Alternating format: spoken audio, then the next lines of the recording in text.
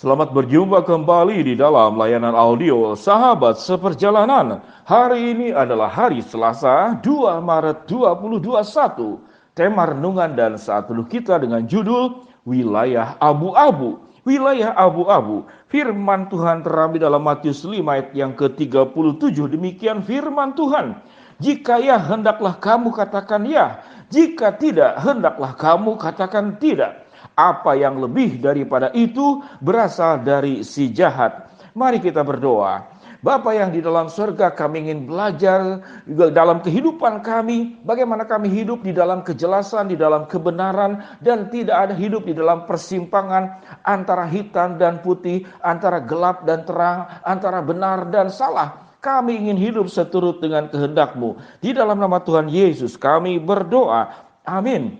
Shalom sahabat seperjalanan yang dikasihi Tuhan. Wilayah abu-abu. Apa yang disebut dengan wilayah abu-abu? Kita mulai dari warna. Karena abu-abu itu warna.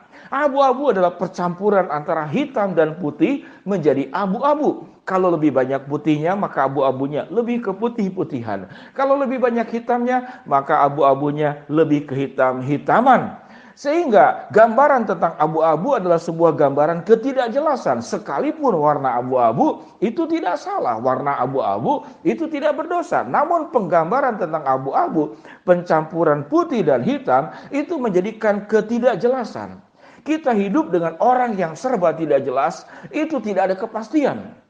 Ada seorang teman saya, sewaktu saya sekolah teologi mengambil program Magister Counseling di Jakarta. Dia berkata bahwa ayahnya memberikan nasihat kepada dia. Kalau kamu mau jadi penjahat, jangan setengah-setengah. Jadilah penjahat nomor 1.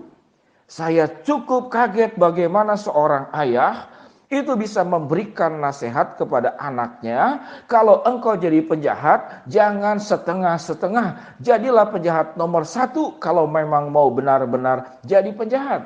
Sahabat seperjalanan, di sini bukan orang tuanya mengajarkan tentang penjahat. Di sini mengatakan bahwa hidup itu harus ada kejelasan. Kalau saya balikkan bahwa kalau kamu ingin menjadi orang baik, jangan jadi orang yang setengah baik. Namun jadilah orang yang baik, yang benar-benar baik. Jangan menjadi malaikat namun setengahnya iblis. Jangan menjadi iblis setengahnya malaikat. Kalau engkau setengah malaikat, setengah iblis, tidak akan diterima masuk dalam komunitas iblis. Engkau diusir. Masuk dalam komunitas malaikat, engkau juga diusir. Jadi orang jahat pun membutuhkan kejelasan. Orang baik pun membutuhkan kejelasan. Tentu hal ini bukan menganjurkan kita kemudian menjadi orang jahat.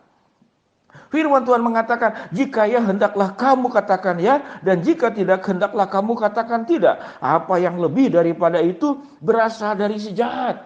Alkitab mengajarkan ada yang namanya serigala berbulu domba. Jadi sikap yang abu-abu itu adalah sebetulnya naluri daripada iblis. Bagaimana kemudian seperti bunglon yang menipu orang lain dengan merubah warna kapan saja. Sehingga hidup itu seringkali diistilahkan, jangan jadi bunglon. Kumpul dengan orang ini menjadi sama seperti ini, kumpul dengan orang ini menjadi sama seperti ini. Kumpul dengan orang-orang percaya menjadi orang percaya, kumpul dengan orang yang tidak percaya lalu jadi menghujat Tuhan. Sahabat seperjalanan, Alkitab pun mengatakan kalau engkau menjadi orang percaya, jangan suam-suam kuku, tidak panas, tidak dingin. Ketidakjelasan ini menjadikan kita hidup di dalam kebohongan, hidup di dalam kepura-puraan. Kita domba, namun kemudian bulunya serigala. Atau Anda serigala, kemudian bulunya domba. Kejelasan-kejelasan seperti ini adalah mengandung kejujuran, mengandung sikap integritas, mengandung hidup yang apa adanya, hidup yang otentik, yang genuine, yang asli, tidak KW1, KW2 atau KW3. Sahabat seperjalanan, apa keuntungan hidup di dalam wilayah yang jelas? Kalau engkau putih dengan jelas, jangan dicampur dengan apapun juga. Engkau akan memiliki sebuah kehidupan yang bening di hadapan Allah. Berapa banyak yang orang hidupnya itu pura-pura, ke sini harus berbohong, ke sana harus berbohong, ke sini harus menutupi satu hal, ke sebelah lain harus menutupi satu hal. Apakah ada resikonya hidup di dalam kehidupan yang otentik? Tentu beresiko. Beresiko bagaimana? Engkau beresiko ditolak atau mendapatkan resiko apapun juga, atau bahkan diterima. Oleh siapa? Oleh dunia. Di dunia ini ada dua kelompok manusia. Kelompok yang baik dan kelompok yang tidak baik. Sewaktu engkau berbuat baik, engkau menjadi orang yang benar-benar baik, maka engkau akan diterima oleh orang-orang yang kelompok-kelompok baik. Tapi sewaktu engkau berbuat jahat, engkau setengah-setengah tidak akan diterima juga. Mereka juga ingin engkau punya totalitas dalam kehidupan sebagai penjahat. Sehingga penjahat, pencuri dan segala macam itu butuh ketekatan, kebulatan hati yang tidak setengah-setengah. Tentu kita tidak akan masuk dalam wilayah itu dan Tuhan tidak menganjurkan. Namun berita dari kepada kebenaran firman Allah ini, jangan hidup di wilayah abu-abu. Kalau kamu itu menjadi anak Tuhan, jadilah anak Tuhan yang baik. Pak Pendeta, saya kan bukan malaikat. Memang Anda bukan malaikat. Malaikat pun bisa jatuh di dalam dosa. Namun sewaktu kita punya tekad yang murni di hadapan Tuhan, punya kebeningan hati, hidup di dalam kebenaran, tidak setengah-tengah, tidak ada di dalam wilayah abu-abu, Tuhan akan memberikan kekuatan. Bagaimana engkau bekerja di dalam kejujuran? Sulit tidak? Sangat sulit. Bagaimana hidup itu tidak berdusta? Sulit tidak? Sangat sulit. Lebih enak berdusta.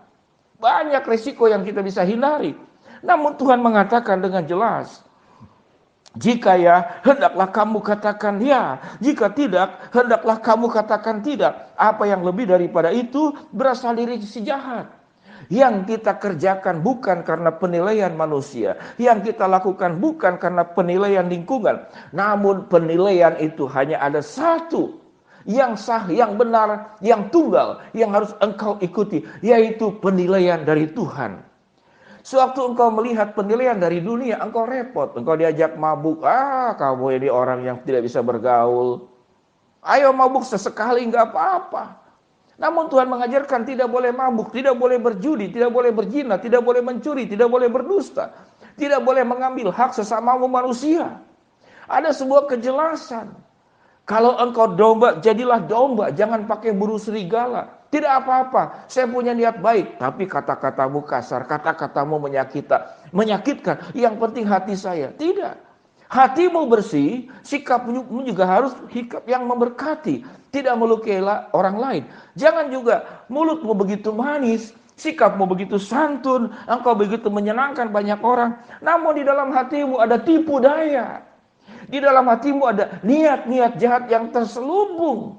Engkau itu serigala. Namun engkau kemas hidupmu dengan berbulu domba. Ini tidak baik. Engkau itu domba, hatimu domba. Tapi tampilanmu, sikapmu, tindakanmu yang tidak bijaksana, itu seakan-akan engkau serigala. Juga itu tidak benar. Itu yang disebut dengan wilayah abu-abu. Allah meminta kita apa yang disebut dengan dosa. Dosa itu adalah meleset dari sasaran.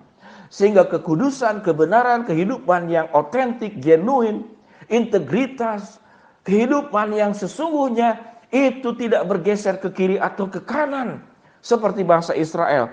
Tapi hidupmu semata-mata hanya terpusat kepada Allah. Hidup di dalam kebenaran, hidup di dalam kejelasan, hidup di dalam kekudusan, hidup di dalam kehendak Allah.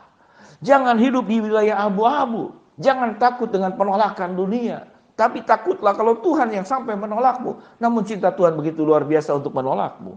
Sahabat seperjalanan yang dikasihi Tuhan, biarlah renungan dan saat teduh kita saat ini boleh menolong kita. Jangan di wilayah abu-abu. Jangan engkau serigala setengahnya domba, engkau domba setengahnya serigala. Jika ya, hendaklah kamu katakan ya. Jika tidak, hendaklah kamu katakan tidak. Apa yang lebih daripada itu berasal dari si jahat. Mari kita berdoa. Bapa yang di dalam sorga, hamba-Mu berdoa buat sahabat seperjalanan yang sedang sakit di rumah sakit ataupun di rumah. Tuhan jamah, Tuhan sembuhkan. Buat sahabat seperjalanan yang sedang menghadapi tantangan, rintangan, kesulitan, problem, dan masalah dalam kehidupan ini, Tuhan membukakan jalan. Buat sahabat seperjalanan yang sedang memohon, berharap sesuatu kepada Tuhan, Engkau akan kabulkan sesuai dengan cara, waktu, dan kehendak-Mu. Di dalam nama Tuhan Yesus kami berdoa. Amin. Shalom sahabat seperjalanan, selamat beraktivitas, sukses selalu. Saya mendoakan Anda tetap hidup, berjalan bersama dengan Tuhan. Jangan hidup di wilayah abu-abu. Tuhan memberkati kita semua. Shalom.